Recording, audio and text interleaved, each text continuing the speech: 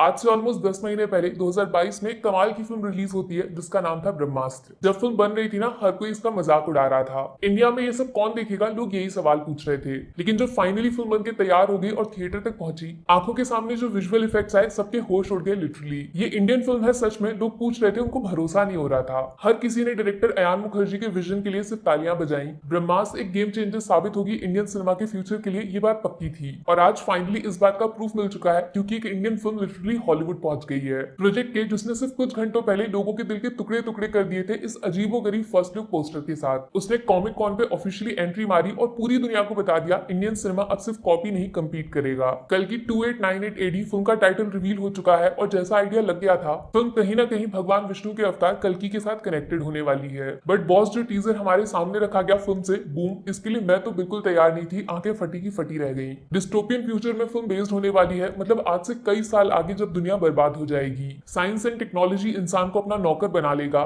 तब फिर से एक जंग लड़ी जाएगी, रेवोल्यूशन, जिसमें क्रिएटर मशीन को उसकी औकात दिखाएगा। मुझे अभी भी यकीन नहीं हो रहा कि मैं एक इंडियन फिल्म के बारे में बात कर रही हूँ। एक्चुअली ऐसे टॉपिक्स हमेशा हॉलीवुड के अंदर होते हैं जनरली। डायरेक्टर नाग अश्विन के विजन को सैल्यूट है बॉस। ये सब कुछ इंडियन डायरेक्टर भी बना सकता है, शायद किसी ने सपनों में भी नहीं सोचा होगा दूर दूर तक। माइथोलॉजी हिस्ट्री हमेशा से इंडियन सिनेमा के लिए बहुत बड़ा चैलेंज रहा है। काफी लोगों ने ट्राई किया, लेकिन 99% डिसअपॉइंटमेंट ही मिलता है। लेकिन प्रोजेक्ट के उस 1% में से हो सकती है जो इंडियन सिनेमा को कुछ नया सिखाने वाली है। शायद इंडियन ऑडियंस का थोड़ा सा टेस्ट भी बदल जाए। विजुअल सच में इंटरनेशनल लेवल के लग रहे हैं। फाइनल आउटपुट जैसा भी हो, लेकिन ये सब ट्राई करना खुद में एक बड़ा अचीवमेंट है। वीएफएक्स, सीजीआई इफेक्ट सब कुछ जबरदस्त लेवल का लग रहा है। हाई क्वालिटी मटेरियल है। फिलहाल इस पे उंगली नहीं उठा सकता कोई भी। इवन बीजीएम के साथ भी कुछ अलग ट्राई किया इन लोगों ने। ऐसा नॉर्मल मास टाइप का म्यूजिक भी नहीं है जो आजकल काफी कॉमन हो गया है। हाँ, बट एक चीज है जिसका बहुत ज्यादा स्पेशल ध्यान रखना पड़ेगा फिल्म के मेकर्स को, वरना पूरे किए कराए पे पानी फिर सकता है। फिल्म के डायलॉग्स, मतलब राइटिंग का लेवल बहुत सॉलिड होना चाहिए बॉस, क्योंकि जनरली ये सब सुपर हीरो एक्शन मूवीज में ना सिर्फ ग्राफिक्स पे ध्यान जाता है सबका, लेकिन डायलॉग्स और राइटिंग ज्यादातर इग्नोर मार दिया जाता है, जबकि ऑडियंस जो कानों से सुनती है उसके हिसाब से विजुअल्स के साथ कनेक्ट होती है। कल्कि का तो सब्जेक्ट ही ऐसा है जिसको इंडियन कल्चर के साथ जरूर कंपेयर करेंगे लोग। ऐसे में राइटिंग पे बहुत ज्यादा ध्यान देना पड़ेगा, वरना पूरी मेहनत बर्बाद। बट एक रिस्क भी है इसके साथ। ऐसा सब्जेक्ट हमेशा लिमिटेड ऑडियंस को अपील करता है। समझ रहे हैं, वो फैमिली वाला फैक्टर काम नहीं करता। सुपर हीरो मूवीज कहाँ एक्साइट करती हैं अपने पेरेंट्स वाली जनरेशन को, वो इंटरेस्ट नहीं लेते इस सब में। लेकिन प्रोजेक्ट के मेकर्स यहाँ पे खतरनाक चाल खेल गए हैं और बड़ी चालाकी से फिल्म को मॉडर्न महाभारत की तरह बेचा जा रहा है। स्मार्ट मूव है 100%। इससे फैमिली ऑडियंस पक्का कनेक्ट करेगी। भगवान विष्णु का नाम सुनते ही लोगों का दिमाग भागने लगेगा। बस यहाँ पे काम आएगा फिल्म के लीड एक्टर प्रभास का स्टारडम। अगर कोई एक्टर है जिसके लिए फैमिली ऑडियंस ये रिस्क उठाएगी तो वो प्रभास है। Prabhas is back with the bang, इस बात में कोई डाउट नहीं है। ऐसा अलग हटके रिस्की सिनेमा करने की हिम्मत हर किसी एक्टर के अंदर नहीं होती।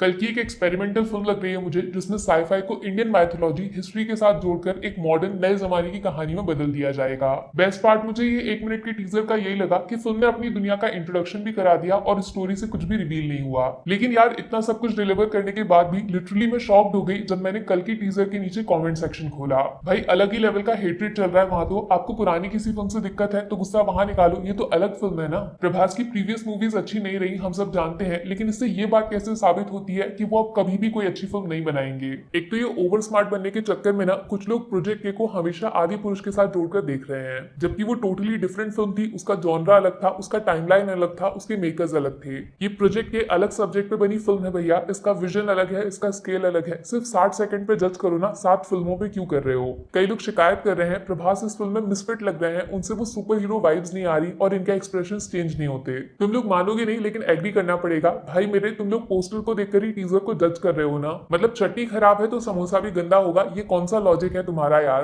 पोस्टर काटने में प्रभास का हाथ नहीं था, मेकर्स की गलती थी। एंड श्योरली इस टीजर के साथ उन लोगों ने सॉलिड कमबैक मारा है। दोस्त भूलो मत, आज ये जो पैन इंडिया शब्द हम लोग इस्तेमाल कर रहे हैं ना, इसको इंडियन सिनेमा में शुरू करने का क्रेडिट इसी बंदे को जाता है। अगर उस टाइम बाहुबली ने डिलीवर नहीं किया होता तो भूल जाओ आप पैन इंडिया फिल्म, हम लोग सिर्फ नॉर्थ साउथ में ही अटके रह जाते। और कुछ महान लोग हैं जिनसे हजम ही नहीं होता कि हम लोग ऐसे इंटरनेशनल लेवल की फिल्म कैसे बना रहे हैं, इसलिए हॉलीवुड की कॉपी बोल के कूल बनते हैं। भाई मेरे, पठान में भी एक्शन था जबरदस्त वाला, और उसके बाद हॉलीवुड से आई मिशन इम्पॉसिबल। अब तुम्हारे लॉजिक के हिसाब से चलेंगे तो फिर टॉम क्रूज ने पठान को कॉपी कर लिया क्या? अब बोलती बंद हो गई ना। हॉलीवुड का कोई पेटेंट नहीं है ऐसे डिस्टोपियन साईफाई सिनेमा पे। हम लोग भी बनाएंगे और उनसे 10 गुना ज्यादा बढ़िया बनाएंगे। और आज जिस कॉन्फिडेंस के साथ मैं ये बात बोल रही हूँ, उसका रीजन ये सिर्फ 1 मिनट का टीजर है बॉस। गेम चेंजर बनेगी ये फिल्म, ऑडियंस के लिए देख लेना। बाकी हाँ, एक जगह पे कार्डबोर्ड वेपन्स मुझे भी अच्छे नहीं लगे, लेकिन चलो छोटी मोटी गलतियां सह लेंगे थोड़ा सा। अभी ऑडियंस फीडबैक टाइम। प्रोजेक्ट के उर्फ कल की 2898 एडी आपकी तरफ से ग्रीन लाइट सपोर्ट वाली, या फिर नहीं आप तो मौका देने को तैयार ही नहीं हो, टोटल रेड लाइट, हॉलीवुड का काम उसी को साझे है। प्रभास का comeback with Salaar and project के पॉसिबल और नॉट, नीचे लिख दो अपने विचार फटाफट।